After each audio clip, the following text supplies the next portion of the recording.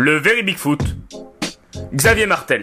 Salut à toutes et à tous, bienvenue dans le Very Big Foot, l'émission radio du Big5.fr, émission de 45 minutes aujourd'hui, voire plus si affinité, en 3 parties, spécial Euro 2012. Nous reviendrons sur le sacre de l'Espagne, le cas des Bleus, avec le départ annoncé de Laurent Blanc, puis une dernière partie autour des surprises et des déceptions dans cette compétition, sans oublier le fameux quiz du Big.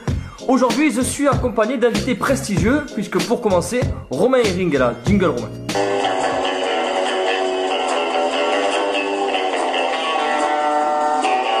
The name's Bond. James Bond.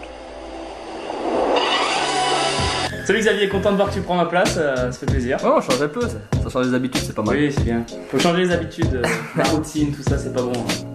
Autour de la table, je suis aussi avec le meilleur ami d'Elysée Mood ou de Samir Nasri à choisir. C'est bien entendu Gérald Daniel, jingle. Il va vous faire rire, il va vous faire pleurer, il va vous faire pleurer de rire. Alors on attache sa ceinture, on détache son slide pour vous messieurs, pour vous dames et surtout pour les dames. Salut Gérald, ça va? Salut Xavier, ça va et toi? Je suis content que t'aies revêtu le costume présentateur parce que le Nagui d'avant, j'en avais un peu marre. Une petite blague peut-être, une petite blague pour commencer l'émission Gérald? Oh, non, pas trop de blagues. Tout à l'heure, peut-être tout à l'heure. Sûrement tout à l'heure. Sûrement, oui. Un autre taulier est présent avec nous, c'est Haider Ouyan, jingle. On va passer aux chiffres maintenant. 6, 50, 4, 2, 10 et 9. 916. Marie-Hélène. Salut Haider, ça va? Salut tout le monde, ça va très bien. Une petite stat peut-être Haider pour commencer cette émission? Torres, meilleur buteur de l'Euro avec 3 buts. D'accord, tu peux nous rappeler la règle parce qu'ils sont plusieurs égalités? Le règlement du l'UEFA stipule que s'il y a des buteurs ex aequo, il faudra les départager par rapport au nombre de passes décisives.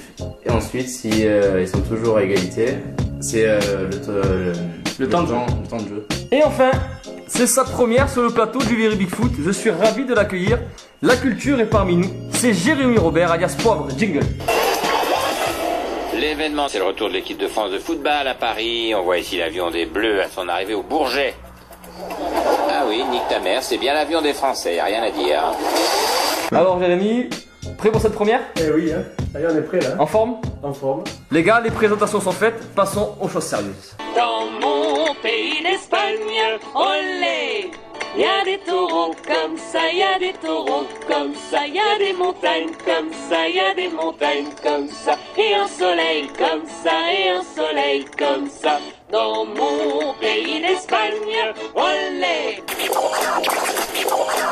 Vous êtes jaloux les mecs, ils assurent les Italiens. C'est pas possible, ils vont pas faire ça toute la nuit, on voudrait bien dormir. C'est bien, il y en a maintenant. Il y a des gens qui voudraient bien dormir. Assez. Assez. Si, così.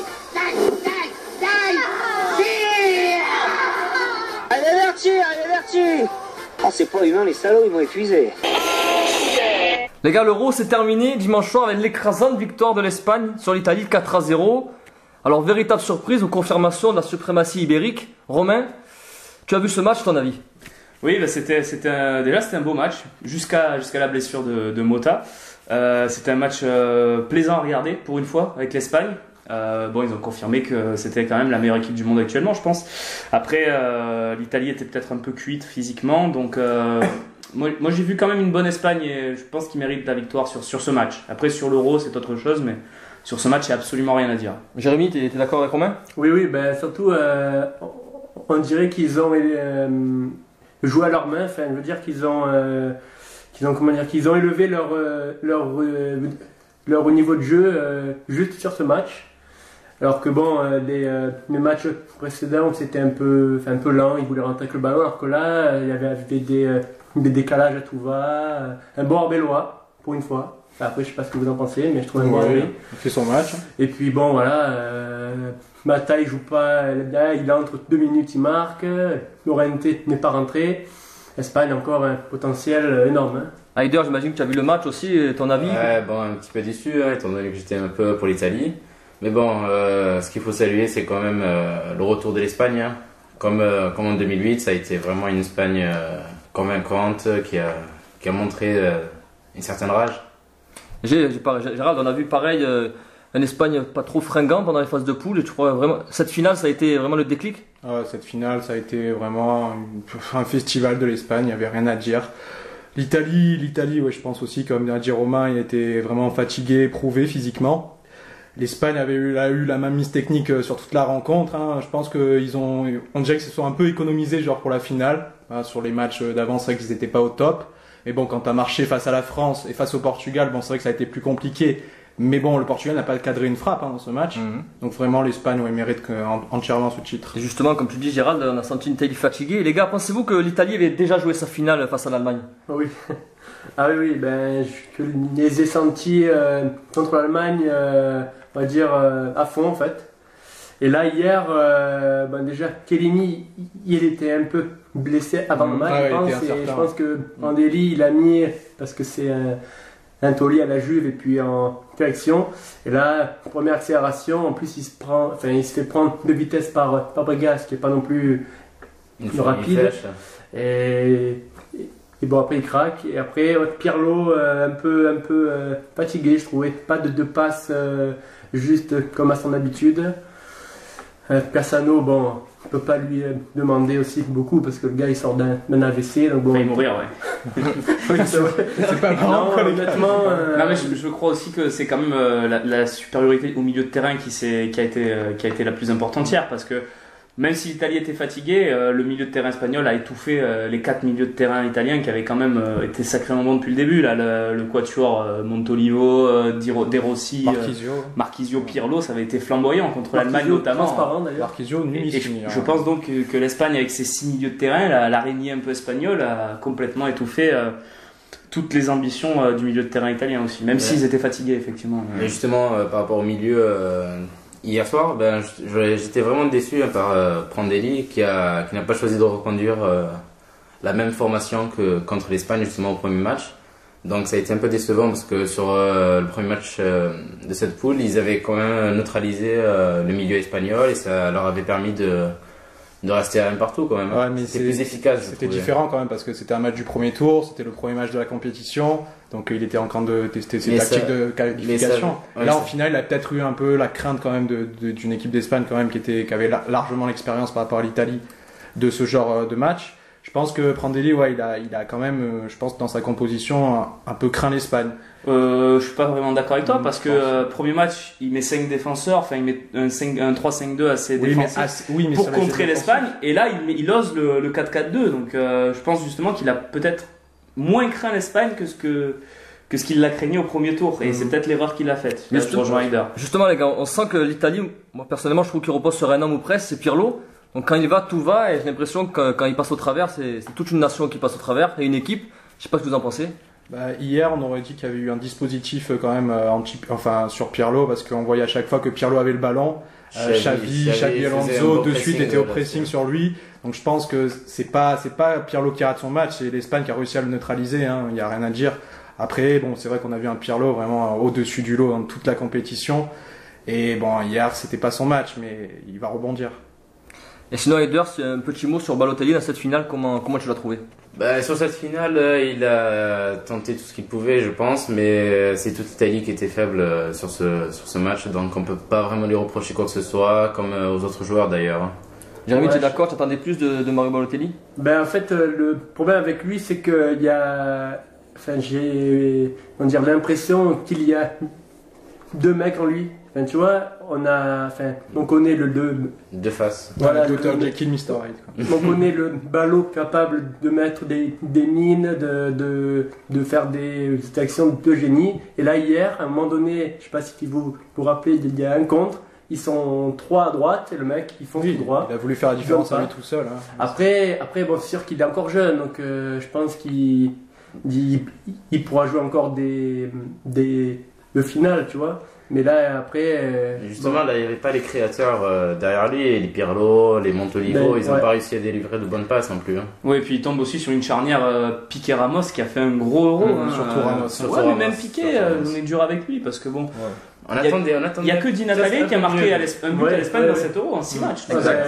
Casillas aussi, bon euro quand même. Bien sûr. Impérial. Rien à dire. Parce qu'hier il commence bien dans les airs, là il fait 3-4 3-4 interventions. Enfin bon, le capitaine, Montréal en Espagne, le gars il est. Justement, les gars, on parle de l'Espagne. Vous pensez qu'elle peut réaliser un quadruplé? Donc, elle est déjà rentrée dans l'histoire en réalisant un triplé. Et comme on dit au basket, est-ce qu'elle peut faire un double-double? C'est-à-dire Euro, Coupe du Monde, Euro, Coupe du Monde, Gérald par exemple.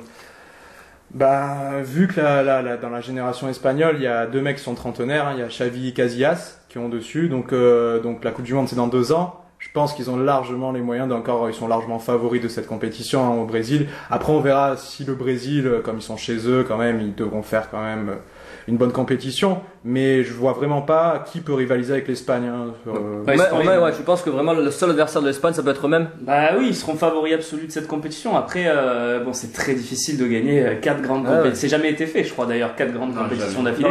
Et l'Espagne peut perdre aussi un match en 8e, en quart, en demi, s'il tombe sur une équipe qui fait un peu ce qu'a fait le Portugal à 7 euros, c'est-à-dire en jouant quand même, mais en défendant et en attendant un contre ou les pénaltys, ça peut quand même arriver une défaite de l'Espagne. Donc moi je pense qu'ils auront quand même du mal, même si ça reste les favoris absolus de cette compétition. Pour toi, Heider, le quadruplé reste possible? Ben, possible, ça m'étonnerait parce que là on change quand même de registre, c'est pas l'Euro, c'est pas 2-3, c'est pas 16 équipes quoi, c'est un peu plus. Ouais, 32 équipes. Voilà, donc c'est différents jeux, différents styles, différentes tactiques, c'est vraiment un autre climat quoi. Et je pense que ça va être très très difficile pour eux. On les a vus d'ailleurs en Coupe du Monde avec la Suisse, ils ont perdu leur premier match. Ça peut faire la différence. C'était un hold-up ce match. Ouais, mais toi Jérémy, justement. Non, c'était un beau match des Suisses. C'était un hold-up, tu es content. Justement, en poule, ils commencent souvent en mode diesel et après, petit à petit, ils montent de niveau. Et là, bon. Comme a dit Gérald, le Xavi, il a quoi? Il a 33 ans. Il a 33 ans, Xavi. Bon. Plus vieux. Mais après, Casillas, il aura 33 ans pour un gardien. C'est nickel. Après, regarde, il leur manque encore Villa. Soldado, pourquoi pas dernière compétition de Puyol aussi hein, même lui il est quand même un peu sur le déclin mais bon, Alba il est jeune, Cesc il est jeune, Mata, Torres au niveau des ressources c'est quand même gros. Et puis les équipes de jeunes en Espagne elles sont très très fortes, donc non je pense qu'ils peuvent aller au bout, ils peuvent aller au moins en demi, encore une fois. Oui, ils seront au-dessus du lot de toute façon et il faudra une grosse équipe pour les faire tomber. Donc les gars, vous pensez qu'ils seront toujours motivés pour gagner un 4e trophée pour la Coupe du Monde au Brésil? C'est la Coupe du Monde, comment tu veux ne pas être motivé quand tu joues la Coupe du Monde, même si tu l'as déjà gagnée? Non, mais il peut avoir pas un certain ras-le-bol, mais tu gagnes l'Euro, la Coupe du Monde, l'Euro... Peut-être des joueurs moins concernés inconsciemment plutôt. C'est le fait de pouvoir marquer l'histoire qui est excitant hein, plutôt. Oui, mais là, ils l'ont déjà marqué, hein, donc avec le triplé. Mais bon, c'est vrai qu'ils peuvent encore plus ancrer leur domination à l'échelle mondiale. Je pense que non, les gars, ils vont être toujours aussi motivés. Hein, ils veulent gagner, ils ont le culture de la gagne en eux. Je pense pas que ça soit un problème. Non, mais regarde, en ce moment, il y a Wimbledon. Là, Federer, tu crois qu'il est pas motivé pour gagner une fois encore ce tournoi? C'est même s'il a déjà gagné 6 ou 7 fois, ils veulent gagner aussi, ils ont un coach quand même. Bon voilà, c'est un monsieur. Oui, mais c'était un monsieur qu'à Montréal, il a tout gagné malgré les Figo, tout ça. Là, il arrive doublé mondial, Euro. Et je crois que c'est le premier entraîneur à faire Ligue des Champions. Ouais, c'est le seul entraîneur. Et Coupe du Monde. Ça a volé une petite stat d'Aider quand même. Il avait qu'à la dire avant. Et vous pensez pas que l'Italie, les gars, ça va être un peu en fin de cycle et ne pourra pas réaliser les mêmes prestations que lors de cet Euro et dans 2 ans, la Coupe du Monde? Cette équipe sera un peu plus terne, Gérald? L'Italie, c'est vrai que là, ils commencent à être un peu aussi sur le déclin. Les Buffon, Pirlo, je pense que ça va être leur dernière compétition en 2014. Mais bon, comme on a dit, Balotelli, par exemple, n'a que 21 ans, donc il a encore tout l'avenir devant lui. Il y a une génération d'Italiens qui est en train de naître avec les Montolivo, Diamanti aussi. Enfin, des joueurs qui étaient quand même assez relativement inconnus jusque-là, qui se sont révélés à l'Euro. Je pense que l'Italie peut avoir encore de l'avenir. Et puis ils ont une défense assez jeune aussi. Voilà, non, l'Italie, ils seront là, hein. Ils sont toujours là, l'Italie. Ils n'ont jamais de trou, l'Italien, dans l'histoire. Toi aussi, Heider, tu les vois aller loin dans la Coupe du Monde? Je trouve qu'ils sont bien partis, quoi. C'est à l'image de la France, ils sont en pleine reconstruction. Et là, Prandelli, il a réussi à recadrer ses joueurs, à correctement les gérer. Donc, c'est sur une bonne piste, quoi. C'est une bonne voie. Les gars, c'est la fin de cette première partie du Very Big Foot. Dans la deuxième partie, nous reviendrons longuement sur l'équipe de France et du bilan de Laurent Blanc. A tout de suite.